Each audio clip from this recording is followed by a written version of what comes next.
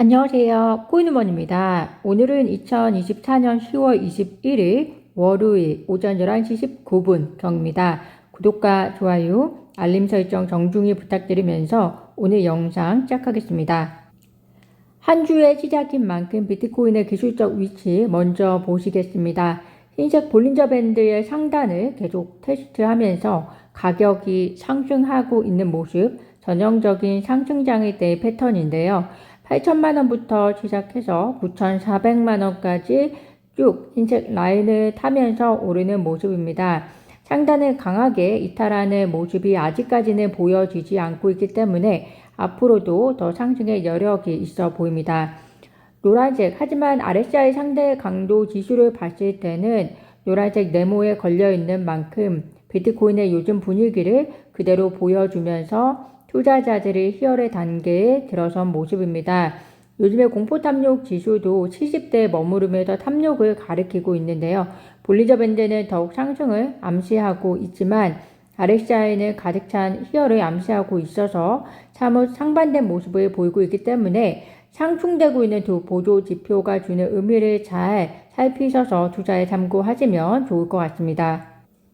리플 XRP의 기술적 위치도 보시겠습니다. 흰색, 나쁘게 표현하자면 XRP의 가격이 어느 정도 갇혀 있다라고 볼 수도 있겠지만 긍정적으로 보자면 상승형 채널을 형성하면서 차분하게 가격 다지기를 하고 있는 모습이다라고도 표현할 수 있을 것 같습니다. 리플 XRP는 XRP만이 가지고 있는 호재, 즉 리플의 스테이블 코인이라든지 ETF 그리고 겐실러의 행보 등과 같은 것들이 터져줄 때 강력한 상승 모멘텀을 갖게 될 것으로 보이는데요. XRP 투자자분들에게 다소 답답해 보일 수 있는 보조지표 상황일 수 있겠지만 그 어느 때보다 차분한 기다림이 필요한 시점이라고 생각을 합니다. 특히나 리플은 이번 주 중에 교차 항소에 대한 양식 C를 제출할 것으로 알려져 있고 해당 양식을 통해서 리플의 교차 항소의 대략적인 이유를 우리가 이미 추정하고도 있지만 더 정확하게 알 수 있을 것 같습니다. 해당 교차 항소 이유가 공개가 되면 XRP에 대한 기대 심리가 또 한번 올라갈 가능성을 추정해 볼 수는 있겠으나 이에 대해서 전문가들이 얼마나 지지력을 보이느냐에 따라서 시장 분위기가 더 달라질 것이라고 보입니다. 중국인민은행이 대출 우대 금리를 25bp 인하했습니다. 시장 예상치 20bp 인하를 상회한 결과였는데요.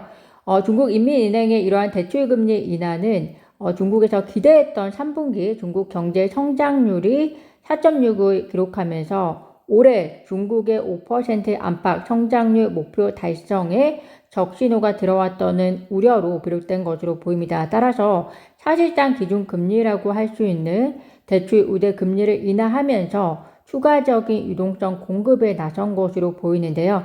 이러한 중국의 경기 부양 정책은 결과적으로 비트코인에도 긍정적인 영향을 미치고 있는 것으로 보입니다. 10월 21일 기준의 비트코인 무기한 선물 미결제 약정 규모가 407.1억 달러를 돌파하면서 역대 최대 규모를 기록 중이다 라는 소식 역시 당분간 비트코인의 긍정적 전망에 힘을 실어주는 데이터로 보이는데요. 10월이 약 열흘 정도밖에 남지 않은 만큼 비트코인이 전고점이었던 74,000달러를 돌파하는 옥토버도 의미 있는 옥토버를 만들 것인지 당분간 미국과 중국이 경제에 대한 전망을 어떻게 보여줄 것이며 그리고 미국 대선의 마지막 행보를 통해서도 결정되어지지 않을까 생각이 들고요. 따라서 당분간 암호화폐 시장은 이미 시작된 미국의 금리 인하보다도 미국의 대선과 중국의 유동성이 투자 시장에 영향을 크게 줄 가능성이 있기 때문에 계속해서 이쪽 분야에 관심 있게 살펴봐 주시면 좋을 것 같습니다. 리플 최고 법률 책임자가 미국 SEC의 항소 결과를 예측하는 글을 X에 게시했습니다. 그에 의하면 제2차 순회 법원은 토레스 판사의 판결을 그대로 받아들이거나 혹은 판결을 확대할 텐데 SEC가 바라는 최선은 아마 파기환송일 것이다 라고 이야기를 하고 있습니다. 파기환송이라고 하면 토레스 판사에게 다시 해당 판결을 돌려보내서 재검토하라는 정도로 이해하시면 될 것 같은데요. 리플 최고 법률 책임자는 그런데 그 파기환송조차 SEC의 먼 희망이 될 것이다 라고 강하게 이야기를 하면서 결과적으로는 항소법원 역시 도레시 판사의 판결을 그대로 받아들일 것이다 라고 이야기를 하고 있습니다. 특히 리플 최고 법률 책임자는 XRP를 테일러 스위프트의 에라스 투어 티켓과 비교했는데요. 이 말은 즉슨 테일러 스위프트라는 유명한 가수의 티켓 판매가 증권거래가 아니듯이 XRP 역시 2차 시장에서 거래는 증권이 아니라는 것으로 해석해 보실 수 있을 것 같습니다. 특히 코인베이스의 최고 법률 책임자 폴 그레왈이 테일러 스위프트가 티켓을 직접 홍보하지 않았다라는 점을 강조하면서 리플사의 주장에 지지를 더하면서 업계에서는 미국 SEC의 항소 실패에 지배적인 의견을 가지고 있는 것으로 보입니다.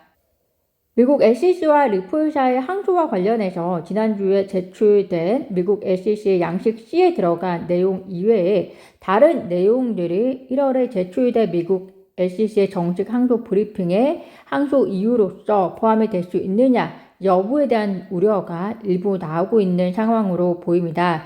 미국 SEC 전 변호인은 사실 양식 C를 항소 브리핑 전에 제출하는 것이 드문 일이고 각 순회 법원마다 다른 절차들이 존재하기 때문에 그때 포함되지 않았던 항소 이유가 정식 브리핑에 포함이 될 수 있는지 없는지는 본인도 잘 모르겠다는 답변을 했었는데요.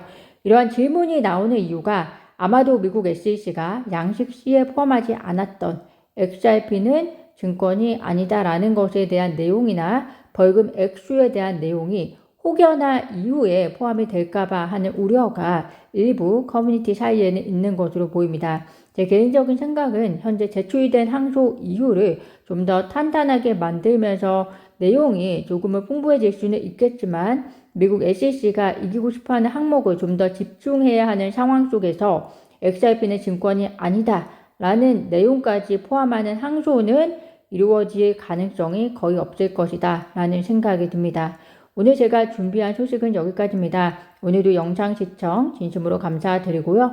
구독과 좋아요, 알림 설정은 코인우먼에게 큰 힘이 됩니다. 감사합니다.